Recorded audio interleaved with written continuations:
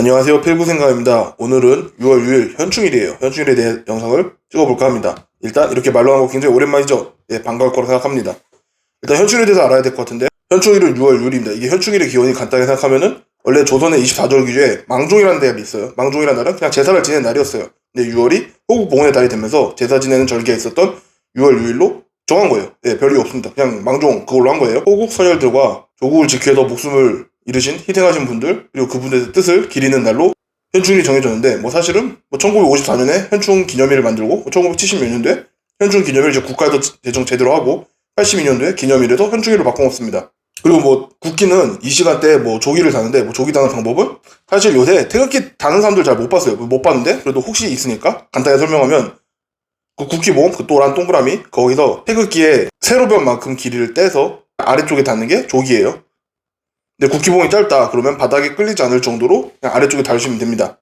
현충일에 대한 설명 이 정도 하고, 사실 다른 거 찾아보시는 게 더 정확하고 더 빠를 거예요. 근데 별 내용은 없을 거야. 나랑 비슷해요. 그럼 6월이 왜 호국봉헌의 달이냐? 어떤 사람들은 국봉하려고 고려가 어떠니 조선이 어떠니 이런 말 하는데, 그냥 다 필요 없고 6.25 전쟁 때문에 6월달이 호국봉헌의 달입니다. 대한민국이라는 국가가 만들어지고 나서 대한민국 영토에서 일어난 전쟁은 딱 한 번밖에 없습니다. 일본이 쳐들어온 것도 아니고 중국이 쳐들어온 것도 아니고 그냥 북한이 내려온 거예요. 중국의 인적 자원과 소련의 물적 자원을 받아서 그걸 기반으로 내려온 전쟁입니다.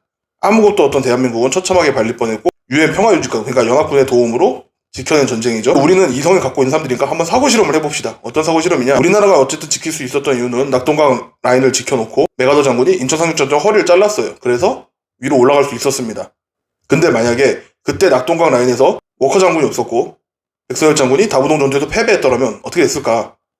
한반도를 못 지켰겠죠. 한반도를 못 지켰으면 우리나라는 현재 어떤 상황이었을까 한번 상상을 해보자고. 실제로 메가더 장군이 인천 상륙작전 하기 전에 우리나라가 굉장히 밀렸어요. 그리고 낙동강 라인을 그어놓고 다부동 전투에서 승리하기 전까지 그때 당시 연합군에서 무슨 계산을 했냐? 북한이 생각보다 너무 강했습니다. 그러니까 북한이 강했다기보단 중국의 인적 자원이랑 소련의 물적 자원이 생각보다 너무 컸어. 그래서 그때 미국, 그러니까 연합국은 대한민국의 국민들을 다른 곳으로 이주시키는 계획을 짰습니다. 1번이 제주도였어요. 근데 제주도를 이루고 있는 지형 자체가 화강암이라 농사를 지을 수 없어도 들어가면 다 아사한다. 그러니까 쉽게 말해서 다 굶어 죽는다.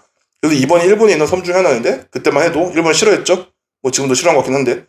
그래서 2번은 그냥 바로 날라갔고, 3번이 태평양에 있던 무슨 제도였어요. 그 제도 이름은 까먹었네. 엘리트층 일부만 데리고 가는 방법이었고, 나머지는 다 북한에 우리 수령님, 우리 영도자님 하면서 살았겠죠. 그런데 다행히 워커 장군, 그러니까 워커 1 호텔이 그 워커 장군이 죽은 거길 기린 거예요. 워커 장군이 낙동강 라인을 그었고, 백선열 장군이 다부동 전투에 승리를 하면서 틈을 벌었고, 메가더 장군이 인천 상륙작전으로 허리를 잘랐습니다. 그래서 그걸 기반으로 내려와있던 북한군을 전멸시켰고 같이 올라가서 압록강까지 간 거예요. 그때 중국이 제대로 개입만 했으면 한반도는 통일이 돼 있었겠지. 1953년 7월에 휴전 합의를 하고 휴전을 딱 그었는데, 그 배경은 디테일하게 너무 길어지니까 간단하게 요약하면은 세계 3차 대전으로 확전이 될까봐 연합국이랑 소련, 중국, 미국 라인이랑 해서 합의를 한 겁니다. 사고 실험을 해보자고 했잖아요. 우리가 전쟁에서 졌으면 어떻게 했을까? 만약 우리가 전쟁에 져서 적과 통일이 됐으면 우리는 현재 어떤 삶을 살고 있을까? 간단하게 인권 문제를 일단 한번 볼까요? 일단 우리는 아침마다 김일성과 김정일, 김정은 3부자리에서 맹세를 하고 기도를 해야 됩니다. 기도라고 해봤자 그냥 선언 같은 거예요.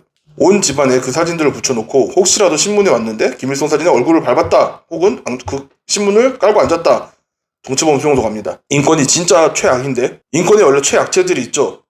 아동, 여성, 그리고 장애인. 아동 같은 경우는 우리나라 기준으로 하면 초등학교 2학년, 3학년만 돼도 이제 노동에 투입이 됩니다. 그냥 철도 산업에 들어가서 나라시를 깐다거나, 동네에 바위가 많다면 바위를 깨서 돌을 까는 말 같지도 않은 노가다를 뛰는 거예요. 물론 밥도 잘 안 주고. 근데 집에 장비가 있으면 망치로 곡괭이질 하면 되는데, 집에 장비가 없는 경우가 많겠죠. 그때 맨손으로 합니다. 그래서 손이 부러지고 찢어지고 피가 나고 하는 경우가 많고, 말도 안 되는 노동 강도에 사망하는 어린이들이 너무 많아요. 아동 인권은 진짜 북한이 짱인 것 같아요. 최악이야. 이거는 여러모로 우리 민족의 세계 1위. 두 번째, 여성 인권에 대해 얘기를 하면 솔직히 디테일하게 말하고 싶어요. 왜냐면 내가 전에 만났던 사람 중에 새터민이 있었어. 그래서 걔한테 들은 게 있기 때문에 디테일하게 말하고 싶어. 디테일하게 말하고 싶은데 디테일하게 말하면 내 채널이 사라질 수도 있어.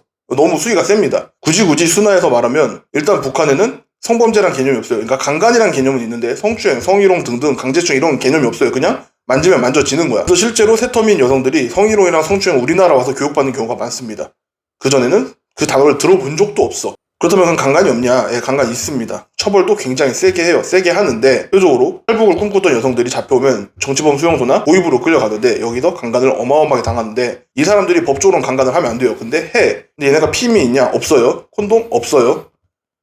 그럼 애가 생겼어. 강간당했으니까 누구인지도 모르지만 어쨌든 애가 생겼어. 그러면 보위부 공무원들, 우리나라 치면 공무원들이겠죠. 걔네가 강간한 흔적이 남잖아. 그래서 애를 낙태시킵니다.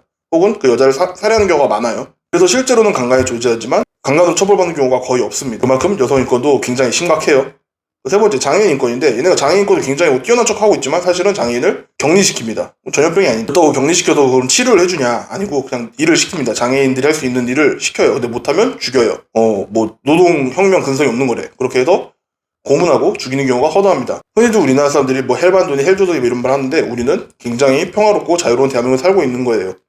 만약 그때 당시 워커 장군이 낙동강 라인에 안 그었고 메가다 장군의 인천 상륙작전이 실패했고 백성열 장군의 다부동 전투에서 패배했더라면, 그렇게 해도 부산까지 밀렸더라면 우리는 그런 삶을 살았을 겁니다.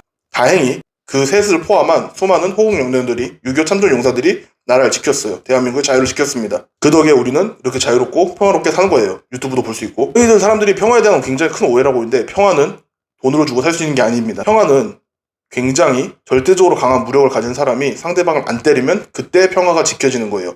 돈 준다고 해도 평화가 안 지켜집니다. 알람방 죽인다고 평화가 안 지켜져요. 오히려 상대방은 더 무시하고 더 센 도발을 하기 시작합니다. 제 영상을 보시는 분들께서는 과연 우리가 추구하는 평화가 돈으로 사고 노예처럼 구걸하는 것인지, 아니면 상대방이 우리를 못 건들게 절대적으로 강해져서 근데 우리가 걔네를 안 때리면 지켜지는 안정적인 평화인지 한 번쯤은 생각해봤으면 좋겠습니다. 6월 6일 현충일을 기념해서 대한민국의 자유와 평화를 지켜주신 호국영령들분들께 진심으로 감사드리고 조의를 표합니다.